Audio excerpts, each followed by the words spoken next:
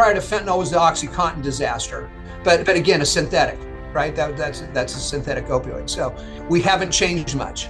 This is the Don't Hide the Scars podcast, presented by Pain, Parents and Addicts in Need. This is Pain's Don't Hide the Scars podcast. I am Jason LaChance, and I'm with the founder of Pain, Mr. Flindt Andersen. How are we, good sir? I'm good, Jason. What's up with you?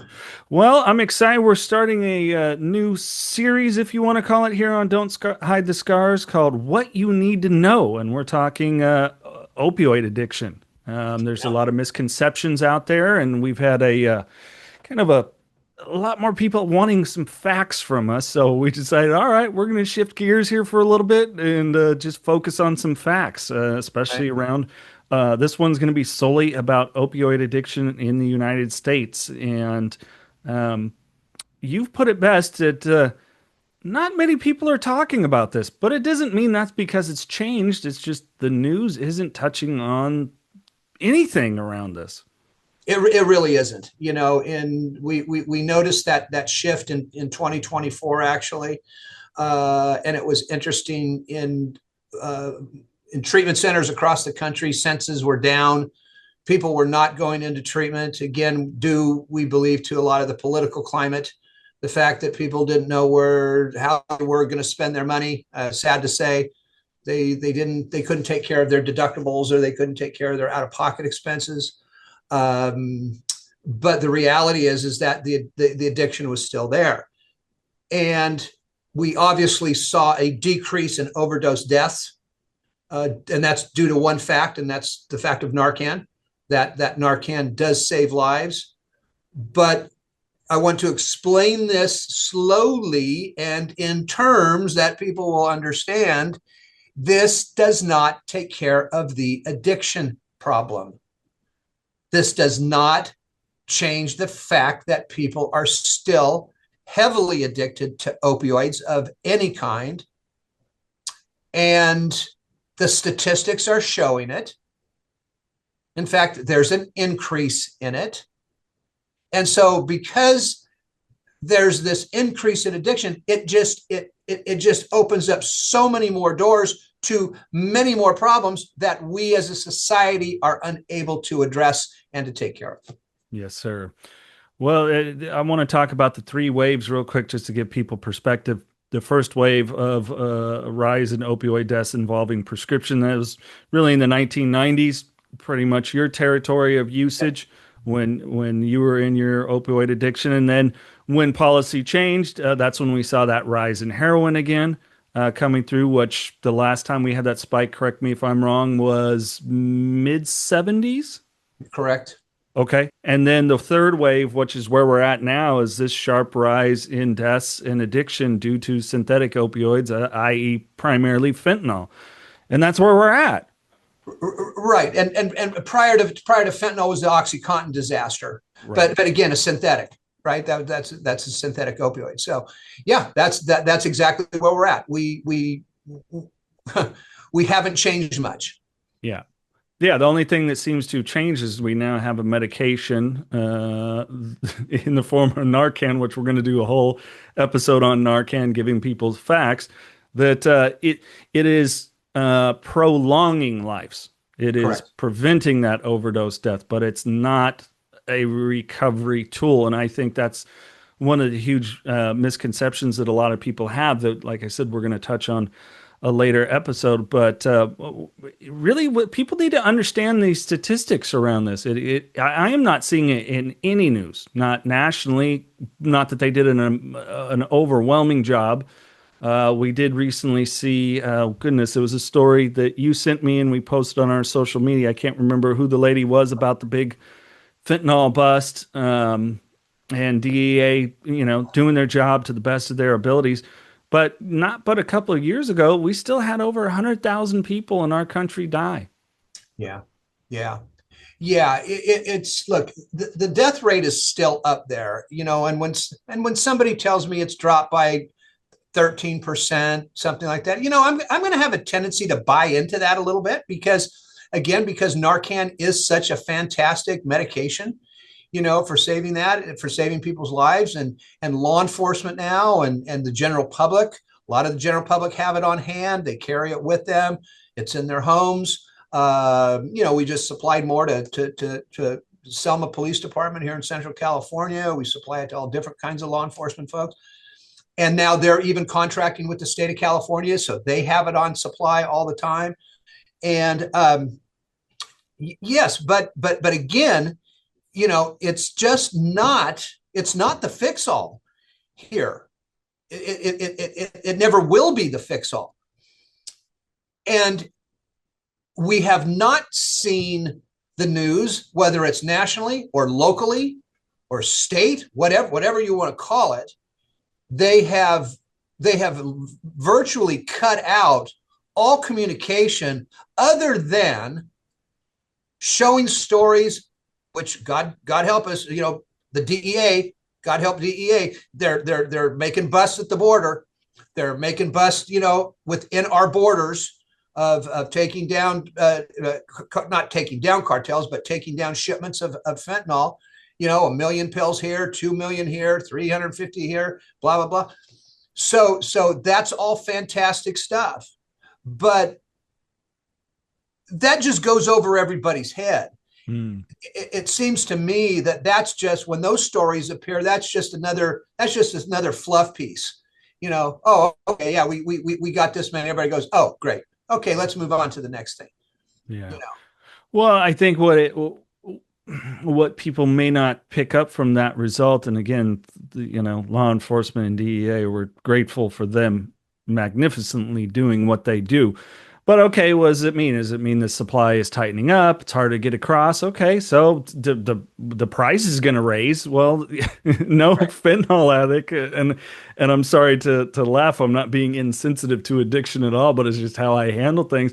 Because the reality is, none of them are going to go, wow, my pill that used to be $5 is now $10. I'm done. It's not going to work that way. It never works that way. No. The addict will steal more, will do whatever it takes to get that additional $5 or do anything, and we don't need to go down that road right at the moment, but that's what addicts do as well. They will perform services that we all know are pretty disgusting to get a drug in their system. No matter where you come from, no matter what family you're from, it simply doesn't matter. So the problem we're continuing to face is, again, addiction rates are rising. Fentanyl stoppage may be increasing a little bit, but it's not increasing to the point to where it's not still having an effect within our borders. Yeah. Come on. Okay, what? All of a sudden in a 4-month period, law enforcement's done such a fantastic job that we've cut the supply in half? Are you joking? Yeah. These cartels know how to get this stuff shipped in here. They know how to smuggle it in. I mean, you think that's going to stop them from doing this? No, it's going to take an act of war. Yeah. But let me just add this to that point. If we go to a physical war over this, okay, the problem is even going to become greater. Because now we are going to have a large, enormous amount of people that are still addicted to the drug and can't get it. So several things are going to happen. One, we're going to have literally hundreds and hundreds and hundreds of thousands of people running around addicted to this stuff, creating all kinds of havoc, creating all kinds of crime, or we're going to have those same people going over to a drug like methamphetamine or another drug, or somebody else is going to develop another synthetic somewhere, which, by the way, they already have. Yeah. Like carfentanil. Yeah. So this by no way is going to go away. Yeah. In the near future. Yeah. And then in the meantime, us that also are in treatment as well as our advocacy, what do we do? because our hands are tied in the treatment industry due to insurance companies and politicians not demanding that insurance companies actually help. Yeah. Yeah, and let's segue into that. That's perfectly what I was wanting to talk about. So let's talk about the suffering opioid addict. They want help. They reach out to get help. Let's give the facts around that process. And I am not diminishing 12-step groups at all, Right. but that's not enough Nope. because we risk the withdrawal death through this, just in the withdrawal process. I wanted to start this program because many months ago I was dealing with some veterans. I just didn't like the way they were being treated. I didn't like the services that were being provided, for the lack of a better term. I think we need to do a better job with our veterans, and in essence, that's why I decided to start this. Can you really take people through what is the practicum of care? Am I using the right words? The what needs to happen for someone who is suffering with opioid addiction? I'm not talking dependency, which that tends to be an unfortunate thing where maybe somebody gets in a car accident, their back hurts, and a doctor over prescribes them, and they're coming off it, and they're going to have a lot of those really not friendly symptoms because they are going to go through a type of withdrawal. But I'm talking about like that full-blown addict. What are they facing, and what needs to be done for them? They are facing a road that well, you have to ask yourself this question. You have to ask yourself, why are recovery rates still at only 13% in the United States? And that's the reason. All right. Opioid withdrawal is the most vicious, disgusting, most difficult, almost impossible drug to come off of without long-term care. And I'm talking about long-term detox, long-term residential care, and long-term outpatient services. Because opioid withdrawal, number one, is the one reason why we, and I'm a recovering opiate addict, is that we don't get clean. Because we do not want to go through this. I've been through those withdrawals, the misery and it's almost, you almost can't explain it, to be honest with you. It's so brutal. You will do anything to, and even another drug, even if you went and drank a fifth of vodka, or even if you went and smoked a bunch of meth or took some sort of other drug, it's not going to replace or take care of those withdrawal symptoms from the opioid, because they're all different drugs. They're all different drugs. One doesn't mask another one. That's not in the same family. But in the treatment world today, very, very few people can afford a treatment facility. And we have to keep in mind, and I know we have pushed this agenda for years around here, okay? But not every treatment center is adequate to detox somebody off of an opioid. They don't have either the licensing to do it correctly. And again, I'm not taking anything away from faith-based organizations here, but I'm sorry, throwing somebody in a room and saying, praying your way out of this thing does not work. This is a physical withdrawal. A physical withdrawal. This is not a psychological one. Well, it is. Yeah. But I mean, it all comes into play. But this is mainly a physical withdrawal symptom that if you don't have medicines to help you get through this, you are not going to make it. Yeah. You simply will not make it. Now, as I've always said, has there people that have made it and done it cold turkey? Yes, there has. Yes, there have. Right? I don't know, but maybe two. And I've been doing this a long time. I don't know any personally that Right. I've had a conversation with. Right. I've known cocaine. Yes. I've known methamphetamines. Yep. Alcohol even. Alcohol. Well, I'm an example of that, but I was very lucky. I didn't have DTs didn't last too long. There didn't be any signs that I could symptomatically have seizures, all these, because people can die from acute alcohol withdrawal. Yeah. I was fortunate I was not one of those people, but I've definitely known people with opioids that they needed that residential stay. They needed the detox program and the protocol to be in place to guide them to get off. Right. And be it as we talk about, and we'll even talk harm reduction, an episode just about it, giving facts. But they needed that proper harm reduction process, that tapering down of a Suboxone Right. to do so.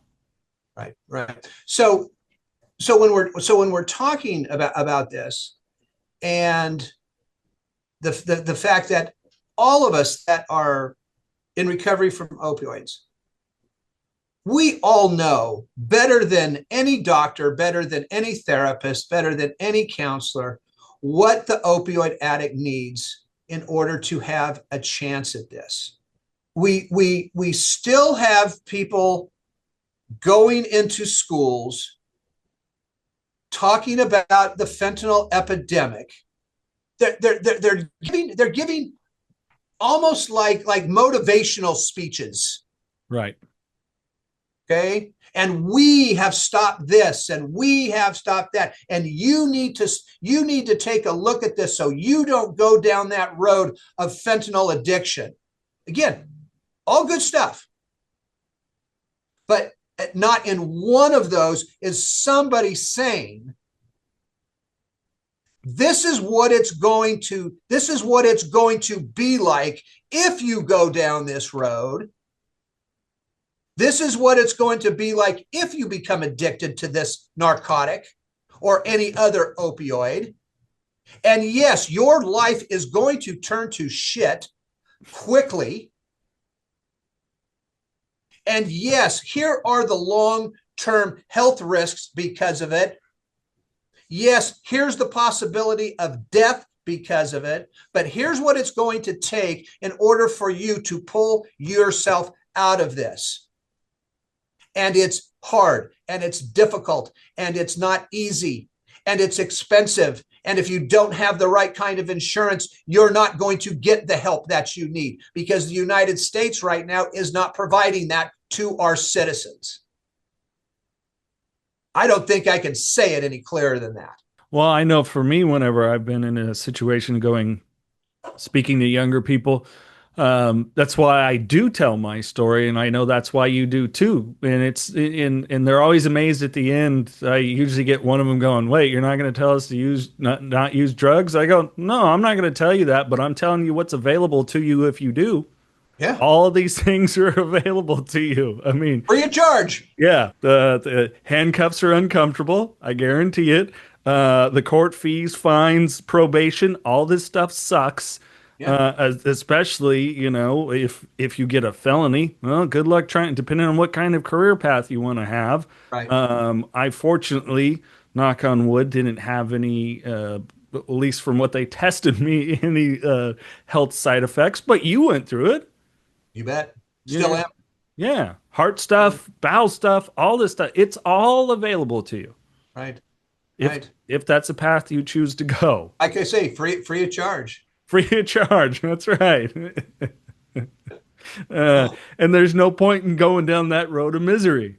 Right. One of our Right. But again, you just I don't know. I mean, sometimes I almost want to think, okay, am I the only one thinking this way?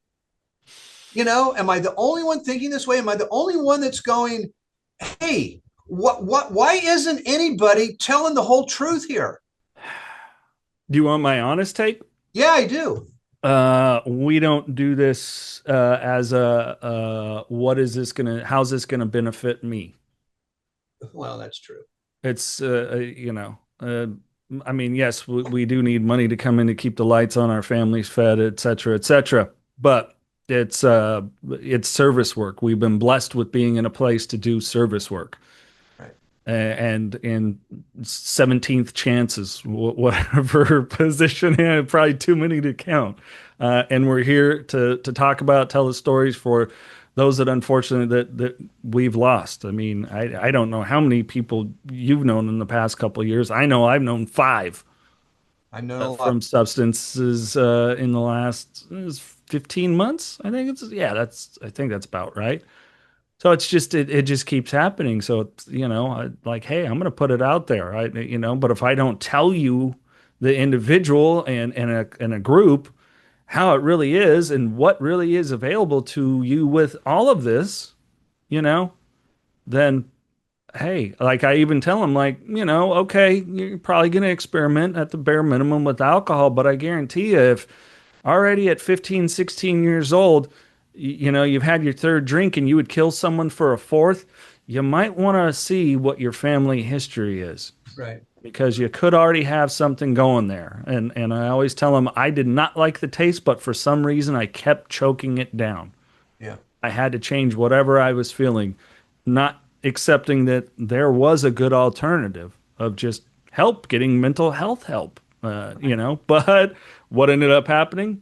Ended up full blown alcoholic. I needed help with that. Then, when I was addressing that, what did I need help with? Still the same mental health issues that I was running from all those years.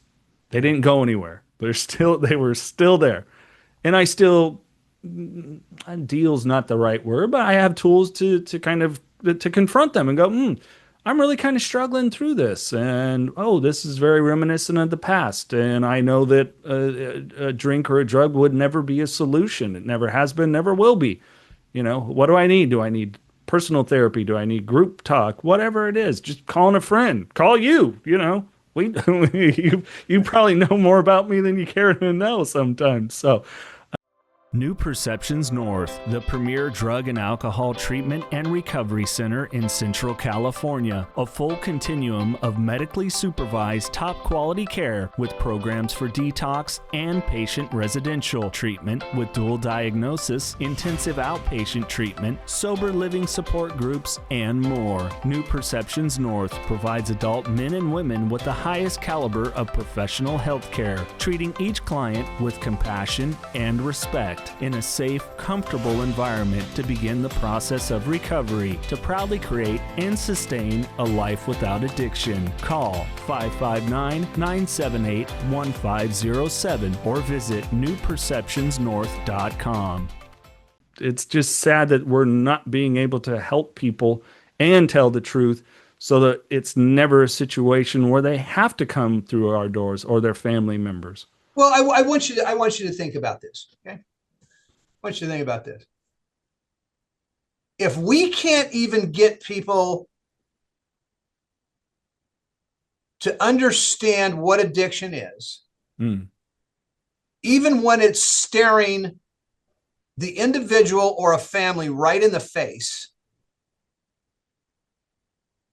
and we can't even get them into drug treatment because of what we've just mentioned, insurance, the affordability, how in the world are we going to expect any of those folks? We can't even get parents to come in and for free meetings to understand what their loved one is going through, free of charge. How in the world are we going to get, if we can't do that, how are we going to get people to go through the final stages of the mental health process to talk to that person and this person and that counselor or that therapist or anger management or whatever the case? It's an enormous 3,000 step process, and we can't even get anybody to take the first step through it. So I hate that term. These recovery centers call themselves first steps. Okay. What do you mean first step? Okay. It's 1,000 steps. Let's quit babying this thing. And I don't care who somebody thinks I'm referring that to. It's like, this is 1,000 step minimum process. Okay. That's what this is. It's enough of sugarcoating and babying all this bullshit. Okay, this is tough, hard work that somebody's going to have to do. Yep. But if we don't even have what I call our leaders acknowledging this, talking about this, telling the truth about this.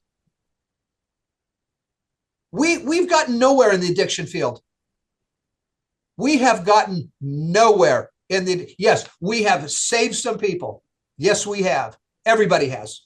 Okay. People are getting clean. All right. They are.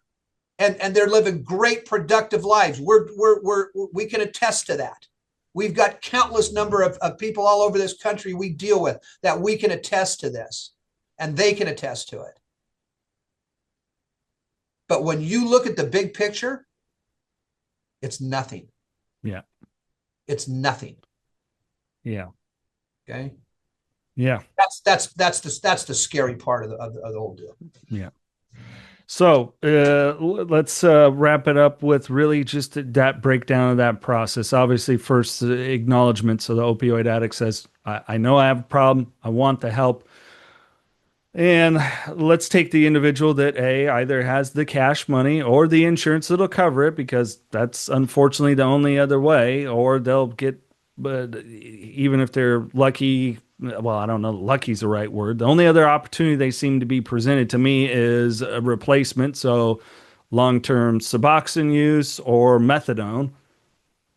Which, all right, so we're just switching from one thing to the other, and oftentimes they take that, sell it, and go back to what they're using anyways. But so it's the individual enters into treatment. What are some of those early phases for them through this process? So again, what you're talking about is when somebody comes in and they put them on Suboxone, or what happens when they're on that for, is that what you're asking? Yeah, just even the treatment process of it, because this is the one area that really, like, it has to be addressed this way. God, yeah. It has to. Okay, so when somebody comes into a treatment center that's actually licensed to detox somebody correctly, obviously there's a myriad of medications that they are given. They see the physician.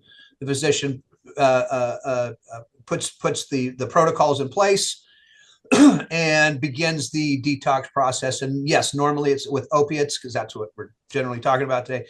They start with a detox with a drug called Suboxone or buprenorphine, and that is a fantastic drug to detox somebody with. You have to be in some sort of withdrawal symptom before the drug can be administered to you, or else you're going to get deathly sick. Why is that? It's just the reaction of the drug. So once we start to see that somebody's starting to go into withdrawals and their skin's turning a little weird, a little funny, they're perspiring, they're starting to get nervous, and so that's eyes start watering. Those are the initial signs that the withdrawals are kicking in. So now we can give them a low dose of Suboxone, and within about 10 minutes, those symptoms go away. Okay. They simply go away. It's given sublingual under the tongue, and it's just a very quick process. So what happens is, but that drug is basically two components to it. It's got an opiate blocker, but it's also opiate based. So it's an excellent drug to use for about, again, depending on what somebody's use is, length of time, blah blah blah, the drug, on and on and on. We normally like only giving it for about 10 days to 2 weeks, right? Because during that time, then we start to titrate it down immediately. We start to drop down the levels, okay? And so we get them through that 2 weeks. Sometimes we have to go a few more days. That's, again, up to the doctor, because, we want to make sure that medically they are fine. But at the end of that, when they get down to the end of it, here's reality again, okay? Because there is no magic pill, magic anything that's just going to take the withdrawal symptoms away. You're going to go through a couple of days of being a little uncomfortable, right? It's just a reality, but you're safe. You're in a place that we can still give you other medications, all right? That's going to help with that. It's nothing major. Right? It's nothing major like going through full-blown withdrawal symptoms, okay? It's in fact, a lot of people go, oh, wow, that was a heck of a lot easier than I thought it was. I've heard that. Right. So, but now, so again, I'm going to try to explain this correctly. So at the end of that, now when you stop taking that, now you don't have anything to take. Boom, psychologically, this is where that piece comes into play. Because whether it's 6 months, 6 years, 16 years, you've been using a narcotic that is behavioral. It's what you're used to. It's in your daily routine. It's part of your life. Like taking a pee at 2 o'clock in the morning. It's part of your life, right? How do you not do that anymore? How do you not keep on with that schedule? It's a bitch. Mm. So now that's why the residential piece comes in. And now you have to basically train somebody to say, okay, here's what we're going to do to help you get through this piece of it. And you don't change. And that nothing's going to change in 5 days or 7 days of residential because some insurance company said that's all we're giving you. Right. Okay. Sorry. Because again, when you have somebody in a controlled environment, now you got them 24/7. Now they have a chance at this. Because with insurance companies, they move you out. Now they move you into outpatient, which is okay. Okay. There's nothing wrong with outpatient programs. But you have more of a chance not to show up because you're kind of required to, but not, and a lot of people back off of it. I don't have time today, or I just don't want to do it, or I just don't feel like it, or I don't want to drive over there, or I don't want to sit and talk to some lousy counselor, that's sitting there that doesn't understand me. You see how deep and intertwined this whole thing goes? Yeah. Yeah. And that's what nobody's getting here. And we've just wasted this society. Our society has just wasted years and years and years and years of this instead of fixing, or at least attempting to fix, the problem 40 years ago. We just blew it off. Mm-hmm. Like everything's going to be fine. Mm-hmm. And now this is still the aftermath, Jason. All this fentanyl, all the OxyContin, all the new opiates. This is all the aftermath of basically Tylenol number 4s, Tylenol number 3s, morphine. Okay, morphine in World War II. The heroin epidemic of the 70s. We are still in the aftermath of all of that. Yeah. And we've never taken the bull by the horns on this thing. Yeah. Well, my big takeaway from that too is that process of anyone that's watching or listening, and you want to understand that with the individual that you love, or you are that individual, is no matter what, it's not, I'm going to fit recovery into my life. It's no, you better fit life into your recovery. Yeah. Yeah. It has to be at the forefront of it all. And but I do want to say this, because I don't think you and I ever differ on this, but I know there's some pretty hardcore recovery advocates out there who I absolutely respect, because it's individualized, and whatever person, however they want it to work. But you and I also know that there are certain parts of recovery that if you don't do it, you're screwed. Yeah. End of story, right? But look, I know lots of people that will take it take that statement that you just made, right? And what the statement that you just made is so important, because yes, in the beginning, and whatever that time frame is, that statement is unbelievably important.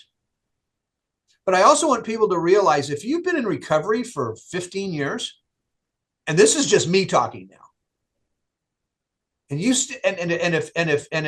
if you're going to a meeting every day after 15 years or 20 years or 25 years, or you're going on a cruise somewhere and you pick an AA cruise ship to go on, I'm going to suggest you might have a little issue. Well, we have met people that they can, Yeah. in essence, become addicted to the recovery process. And again, I'm not saying it's a bad thing. Okay. But I've had families, not many over the years, but I've had a couple of them, man, where it's like, the wife or the husband is like, really, dude? Okay. We can't even go on a normal vacation. Hmm. That's my point. Yeah. Okay, we can turn this thing around, but it's, and again, I'm not saying don't do it, right? But look, in this world, a lot of times we take things so far to one side or the other that there's no balance. I'm saying look for the balance in it all. Look for the balance in it all. Yeah. Right. So you're able to live that good life and think of others and blah blah blah and on and on. I mean, that's just kind of my take. Yeah, that's what I mean by when I say, fit life into your recovery. Like for me, it's many of the principles and practices. I am a person of faith, but also, a daily reflection upon gratitude, even in challenging times. What, hey, I've been going through them, you have too.